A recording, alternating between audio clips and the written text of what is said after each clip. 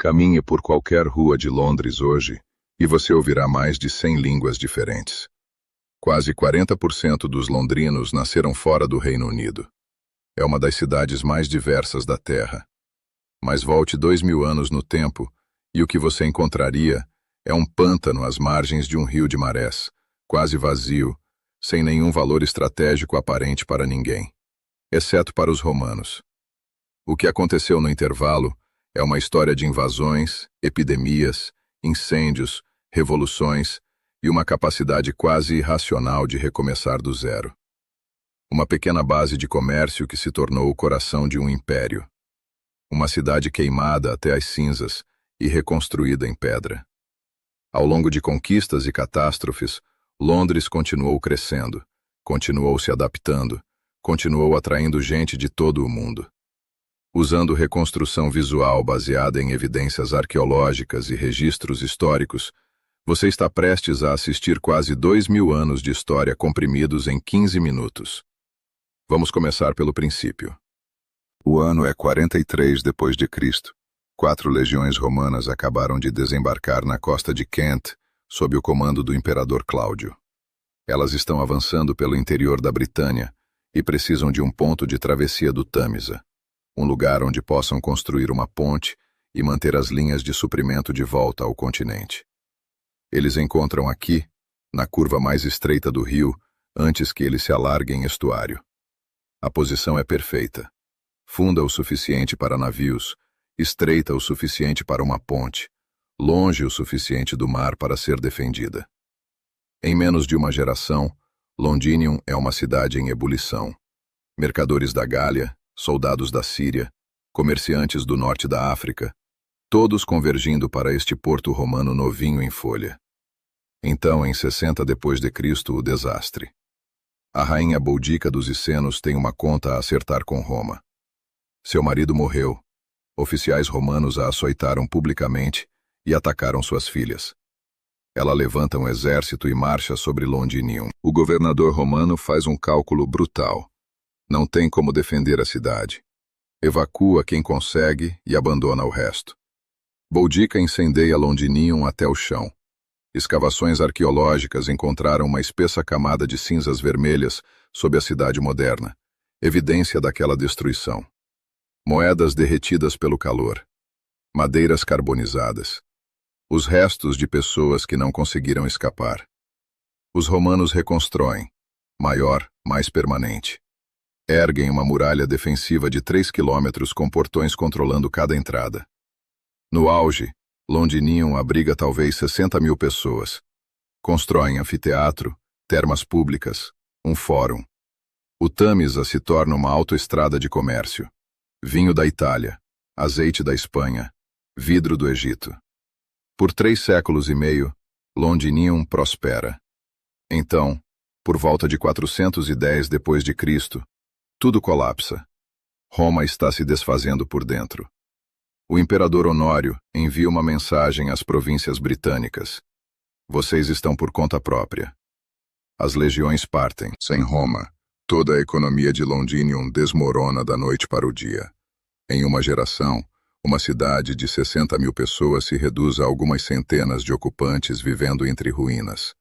Os grandes edifícios apodrecem, os tetos cedem, as ervas daninhas atravessam os mosaicos. Mas o Tâmisa continua correndo, e rios têm o hábito de atrair novas pessoas com novas ideias sobre o que uma cidade pode ser. Os saxões que se estabelecem na Britânia pós-romana não gostam de cidades. São agricultores, povo de aldeias. Eles chegam a evitar as ruínas romanas, enxergando nelas algo amaldiçoado. Um poeta saxão chamou os escombros de obra de gigantes, incapaz de imaginar que simples humanos pudessem ter construído estruturas tão colossais. Em vez disso, por volta de 670 d.C., os saxões fundam um novo assentamento cerca de 1 quilômetro a oeste das muralhas romanas. Eles o chamam de Lundenwic, cidade comercial de Londres. É exatamente onde hoje ficam Covent Garden e o Strand. Se você já assistiu a uma ópera no Royal Opera House, estava sentado diretamente sobre o Londres saxão. No início do século VIII, Lundenwic está próspera. âmbar do Báltico, mós e jarros de vinho da Renânia, cerâmica da França. Mas então chegam os vikings, e não apenas em raids. Eles vêm em frotas de drácars diretamente pelo Tâmisa. Em 842, saqueiam Lundenvik completamente. Em 851, de novo. O rei Alfredo o Grande finalmente diz basta. Em 886, retoma Londres dos dinamarqueses e faz algo engenhoso. Abandona Lundenvik e muda todos de volta para dentro das antigas muralhas romanas, muito mais fáceis de defender. A cidade passa a se chamar Lundenburg, a fortaleza de Londres. Lundenvik é deixada para trás, ganhando com o tempo um novo nome, Ealdvik, o assentamento antigo. Esse nome sobrevive até hoje como Aldwych, a rua curva no centro de Londres. Eduardo, o confessor, morre sem herdeiros em janeiro de 1066. A Inglaterra se despedaça em disputa pelo trono. Harold Godwinson é coroado rei, mas Guilherme, duque da Normandia, alega que Eduardo havia prometido a coroa a ele. Em outubro de 1066, Harold está morto em Hastings e Guilherme marcha sobre Londres.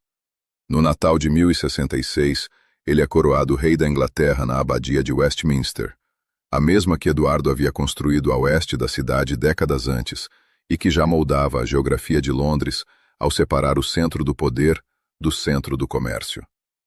Guilherme não confia completamente nos londrinos. Então ele constrói a Torre de Londres, um símbolo de opressão que se tornará símbolo do poder real por 1000 anos. A Torre Branca, com suas paredes de 3 metros de espessura, domina o horizonte como um lembrete constante de quem manda. A Londres medieval é apertada, caótica e cada vez mais rica. As guildas de mercadores se tornam tão poderosas que o rei precisa negociar com elas. Em 1215, quando os barões forçam o rei João a assinar a Magna Carta, o apoio de Londres é crucial, e a cidade extrai suas próprias concessões, o direito de eleger seu próprio prefeito. A London Bridge é reconstruída em pedra entre 1176 e 1209. Leva 33 anos. Lojas e casas se enfileiram nos dois lados, criando uma rua sobre a água. Por mais de 600 anos, é a única ponte sobre o Tâmisa em Londres. No início do século XIV, Londres é uma das maiores cidades da Europa. Talvez 80.000 pessoas comprimidas dentro das muralhas. Então, em 1348, navios chegam ao porto carregando ratos, e nos ratos, pulgas, e nas pulgas, Yersinia pestis, a peste negra. Em 2 anos, entre 1/3 e metade da população de Londres está morta. Ruas inteiras são abandonadas. Valas comuns são abertas nos campos fora das muralhas. A cidade se recupera lentamente, dolorosamente. E com ela, a raiva. Em 1500, a população de Londres está de volta a cerca de 50.000 pessoas. O que acontece nos 100 anos seguintes é extraordinário. Em 1600, são 200.000. Em 1650, quase 400.000. Londres se torna a maior cidade da Europa. A ruptura de Henrique VIII com Roma na década de 1530 transforma fisicamente a cidade. Henrique confisca as terras dos mosteiros, que cobriam áreas enormes de Londres, e as vende para aristocratas e comerciantes ricos.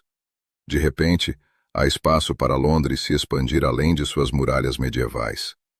Sob a rainha Elizabeth I, Londres se torna a capital cultural da Europa. O Globe Theatre abre no South Bank em 1599. Shakespeare está encenando Hamlet, Otelo, Rei Lear. Os mercadores enriquecem com o comércio com o Novo Mundo e a Ásia. A Companhia das Índias Orientais é fundada em 1600, semente de um império. Mas Londres sempre foi vulnerável a 2 coisas: doença e fogo. E a cidade é construída quase inteiramente de madeira e palha. Em 1665, a peste retorna. No auge, 7.000 londrinos morrem por semana. Os ricos fogem para o campo. Os pobres ficam presos. Quando termina, talvez 100.000 pessoas estejam mortas, 1/4 da população. No ano seguinte, 2 de setembro de 1666, um incêndio começa em uma padaria na Pudding Lane. Tem sido um verão quente e seco. Ventos fortes sopram. Por 4 dias, Londres arde. 85% da cidade dentro das muralhas é destruída. 13 mil casas, 87 igrejas, a Catedral de São Paulo. 100 mil pessoas ficam sem teto. Christopher Wren vê uma oportunidade. Propõe uma cidade completamente nova. Bulevares largos, arquitetura clássica, praças abertas. É uma visão iluminada. E é quase completamente rejeitada. Os direitos de propriedade são complicados demais. A reconstrução urgente demais. A maioria das ruas segue os padrões medievais. Mas a cidade é reconstruída de tijolo e pedra. E Wren reconstrói a Catedral de São Paulo. A nova, com a cúpula icônica, leva 35 anos para ficar pronta. Ela ainda está lá, dominando o horizonte. O século XVIII transforma Londres no centro do iluminismo. As casas de café se tornam a internet da época, lugares onde ideias e notícias se espalham. O Café Lloyd's se torna a Lloyd's de Londres, o mercado de seguros. O Café Jonathan's se torna a Bolsa de Valores de Londres. Após a derrota de Napoleão em 1815, a Grã-Bretanha é a potência dominante do mundo, e Londres é onde o dinheiro flui. Bancos, casas comerciais, companhias de navegação. Riqueza despejando da Índia, do Caribe, da África. Em 1801, Londres tem pouco mais de 1 milhão de pessoas. Em 1851, são 2,5 milhões. Em 1901, 6,5 milhões. A maior cidade do mundo. Os vitorianos constroem em uma escala difícil de compreender. O sistema de esgoto, ainda em uso hoje, é construído por Joseph Bazalgette, após o Grande Fedor de 1858, quando o Tâmisa ficou tão poluído que o parlamento teve de fechar. O metrô, o primeiro do mundo, abre em 1863. A Tower Bridge, maravilha de engenharia, é concluída em 1894. Mas a Londres vitoriana também é uma cidade de desigualdade brutal. Os ricos vivem em Mayfair e Belgravia, em conforto extraordinário. Os pobres são espremidos nos cortiços do East End. Epidemias de cólera matam dezenas de milhares. Em 1829, Robert Peel funda a Polícia Metropolitana, a primeira força policial profissional do mundo. Em 1888, Jack o Estripador aterroriza Whitechapel. Ele nunca é capturado. O caso se torna símbolo do lado sombrio da Londres vitoriana. Charles Dickens escreve sobre tudo isso. As casas de trabalho, os cortiços, as crianças nas fábricas. O contraste entre o império mais rico do mundo e seus pobres desesperados, tudo comprimido na mesma cidade. A Primeira Guerra Mundial mata centenas de milhares de britânicos jovens. A infraestrutura de Londres sobrevive, mas o impacto psicológico é devastador. A Segunda Guerra Mundial traz a guerra diretamente para a cidade. O Blitz. Entre setembro de 1940 e maio de 1941, os bombardeiros alemães atacam Londres quase todas as noites. Bairros inteiros são arrasados. Famílias se amontoam nas estações do metrô transformadas em abrigos antiaéreos. A Catedral de São Paulo sobrevive milagrosamente. Fotografias a mostram de pé, desafiadora, no meio da fumaça e das chamas, tornando-se símbolo da resistência britânica. Ao final da guerra, 1 milhão de edifícios estão danificados ou destruídos. A Londres do pós-guerra está quebrada, bombardeada, exausta. O império está desmoronando. A Índia conquista a independência em 1947. O racionamento continua até os anos 50.